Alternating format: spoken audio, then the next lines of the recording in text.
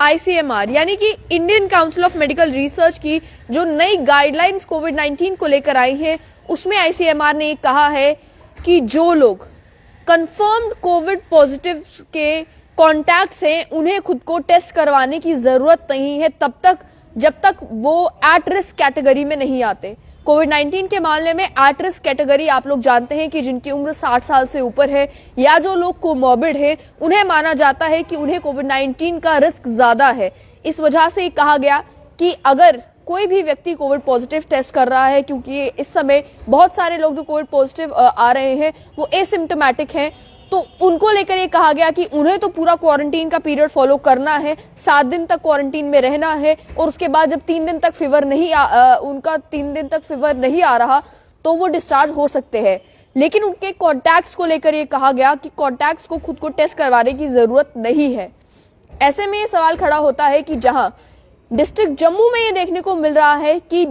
अलग अलग जगहों पर माइक्रो कंटेनमेंट जोन्स बनाए जा रहे हैं ताकि उस माइक्रो कंटेनमेंट जोन में जितने भी लोग हैं उन सभी का टेस्ट करवाया जा सके, क्योंकि उसी मोहल्ले में, उसी लेन में कुछ लोग कोविड पॉजिटिव आए हैं। आईसीएमआर की नई गाइडलाइंस आने के बाद क्या ये माइक्रो कंटेनमेंट जोन्स बनना बंद हो जाएंगे? क्योंकि आईसीएमआर ने तो कह दिया कि टेस्ट करवाने की जरूरत नहीं है उन लोगों को जो कॉन्टैक्ट्स हैं कोविड पॉजिटिव लोगों के। उसके अलावा यह भी कहा गया कि और किन किन लोगों को कोविड-19 का टेस्ट करवाने की जरूरत नहीं है। एसिम्प्टोमेटिक इंडिविजुअल्स कम्युनिटी सेटिंग्स में जो हैं, उन्हें कोविड-19 का टेस्ट करवाने की जरूरत नहीं है। पेशेंट्स जिन्हें डिस्चार्ज हो चुके हैं होम आइसोलेशन की नई गाइडलाइंस के तौर पर, यानी कि एक व्यक्ति कोविड पॉजिटिव आता है, खुद को होम क्वारंटीन करता है क्योंकि सिम्टम्स उतने नहीं है या अगर सिम्टम्स है तो माइल्ड सिम्टम्स है, वो डॉक्टर्स के संपर्क में रहता है, 3 दिन तक जब उसे फीवर नहीं आता और 7 दिन का पीरियड पूरा हो जाता है तो आईसीएमआर का ये कहना है कि आपको दोबारा से अपना टेस्ट करवा के ये चेक करने की जरूरत नहीं है कि मैं नेगेटिव हो चुका हूं या नहीं। 7 दिन के बाद आप खुद को डिस्चार्ज मान सकते हैं। तीसरे पेशेंट्स वो जिन्हें कोविड-19 की फैसिलिटी से डिस्चार्ज कर दिया गया है as per revised discharge policy. और चौथे लोग वो जो कि इंटर स्टेट डोमेस्टिक ट्रैवल कर रहे हैं। अब इस पर भी सवाल खड़ा होता है कि लखनपुर में टेस्टिंग की जा रही है जबकि इंटर स्टेट ट्रैवल पर कोविड-19 का टेस्ट मैंडेटरी हो, ऐसा आईसीएमआर नहीं कहता। आईसीएमआर ने कहा है कि इंटर स्टेट कोई भी अगर ट्रैवल कर रहा है तो जरूरी नहीं है उसका कोविड-19 का टेस्ट किया जाए। तो क्या जम्मू कश्मीर की सरकार फाइनली ये डिसाइड करेगी कि लखनपुर में ये जो टेस्टिंग की जा रही है उस टेस्टिंग की जरूरत नहीं है? अब अगर इस नई टेस्टिंग स्ट्रैटेजी की बात की जाए, इसमें ये कहा गया कि केंद्र सरकार की नई होम आइसोलेशन पॉलिसी के मुताबिक है, जिसमें कहा गया कि 7 दिनों तक अगर आइसोलेशन पीरियड पूरा हो गया, 3 दिनों तक फीवर नहीं आ रहा, तो खुद को नेगेटिव चेक करने के लिए दोबारा कोविड का टेस्ट करवाने की जरूरत नहीं है। ये चेंज तब लाए जा रहे हैं जो ओमिक्रॉन वेरिएंट की वजह से अनप्रेसिडेंटेड राइज है कोविड-19 केसेस का, वहां पर इंश्योर किया जा रहा है कि केवल वही लोग टेस्ट करवाएं जिनके बारे में मालूम करना जरूरी है कि वो कोविड पॉजिटिव हैं, यानी कि जो सिम्प्टोमेटिक लोग हैं या फिर वो लोग जो कि एट रिस्क कैटेगरी में हैं, बुजुर्ग हैं, कोमॉर्बिड हैं, उन्हीं का टेस्ट करवाना जरूरी है। उसके अलावा ये कहा गया कि जो एल्डरली पॉपुलेशन है, किसी को डायबिटीज है, हाइपरटेंशन है, क्रॉनिक लंग डिजीज है, किडनी डिजीज है, मैलिग्नेंसी है, ओबेसिटी है, उनका भी टेस्ट करवाना जरूरी है। उन कॉन्टैक्ट्स का भी, अगर उन्हें मालूम चलता है, ऐसे किसी कॉन्टैक्ट को मालूम चलता है कि मैं किसी व्यक्ति के कॉन्टैक्ट में आया था और अब वो कोविड पॉजिटिव आए हैं, तो उनका भी टेस्ट करवाना जरूरी है। हॉस्पिटल सेटिंग में ये कहा गया कि कोविड-19 का test as per description of doctor, जो डॉक्टर रिकमेंड करेंगे उस हिसाब से आप टेस्ट करवाएं, लेकिन किसी भी इमरजेंसी प्रोसीजर को केवल इस वजह से डिले ना किया जाए कि पेशेंट के पास कोविड-19 का टेस्ट अवेलेबल नहीं है, ऐसा नई रिवाइज गाइडलाइंस में कहा गया है। इंटरनेशनल ट्रैवल की जहां तक बात है, अब इंटरस्टेट ट्रैवल में कोविड-19 का टेस्ट मैंडेटरी नहीं है, ये कह दिया गया, लेकिन इंटरनेशनल ट्रैवल में कहा जा रहा है कि अभी भी कोविड-19 का टेस्ट करवाना मैंडेटरी है और इंटरनेशनल ट्रैवलर्स जो इंडियन पोर्ट्स ऑफ एंट्रीज पर आ रहे हैं, यानी कि इंडियन एयरपोर्ट पर आ रहे हैं, उन्हें भी टेस्ट करवाना जरूरी है। उसके साथ साथ में पेशेंट्स को लेकर ये कहा गया कि पेशेंट्स को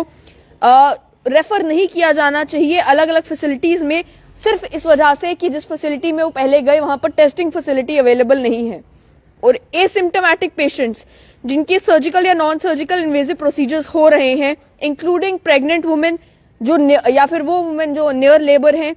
जिन्हें हॉस्पिटलाइज किया गया है, उनका टेस्ट तब तक नहीं होना चाहिए जब तक उन्हें कोविड के कोई सिम्टम्स जो हैं वो शो होना शुरू नहीं होते। अगर कोई प्रेग्नेंट महिला आती है, वो नियर लेबर है और हॉस्पिटल में पहुंचकर पहले उसे कहा जाता है कि नहीं पहले आप कोविड का टेस्ट करवाएं, तो उसको लेकर ये कहा गया कि अगर महिला एसिम्टोमेटिक है, जुकाम बुखार जो बेसिक सिम्टम्स कोविड-19 के बताए जा रहे हैं वो कुछ भी नहीं है, तो जरूरी नहीं है कि आप पहले उसका टेस्ट करें, उसके बाद उसे जो है वो डिलीवरी रूम में लिया जाए। आप उसे डिलीवरी रूम में ले जा सकते हैं, सिर्फ कंडीशन ये है कि वो सिम्टोमेटिक नहीं होनी चाहिए। तो ये कुछ नई रिवाइज गाइडलाइंस है Indian council of medical research का, लेकिन ये एक बड़ा सवाल खड़ा करता है कि जम्मू कश्मीर में कोविड-19 को काउंटर करने के लिए जो गाइडलाइंस अपनाई जा रही हैं, जो तरीके अपनाए जा रहे हैं, आखिर वो किस हद तक सेंसिबल हैं? क्या माइक्रो कंटेनमेंट जोन बनाना सेंसिबल है? जहां पर यह भी देखने को मिला कि कल ही एक पेशेंट से बात हो रही थी हमारी, जिन्होंने हमें कहा कि मुझे कोविड पॉजिटिव हुए 7 दिन हो चुके हैं, हम एसिम्प्टोमेटिक हैं, मेरे परिवार के 2-3 लोग जो हैं वो पॉजिटिव आए थे, हम एसिम्प्टोमेटिक हैं, हमें अब क्वारंटीन में रहे भी 7 दिन पूरे हो चुके हैं। अब union ministry of health and family welfare कहता है कि अब हम डिस्चार्ज हो सकते हैं क्योंकि अब हमें कोई सिम्टम भी नहीं है और 7 दिन भी हो चुके हैं। लेकिन डिस्ट्रिक्ट एडमिनिस्ट्रेशन ने हमारी पूरी लेन को माइक्रो कंटेनमेंट जोन बना दिया है। अब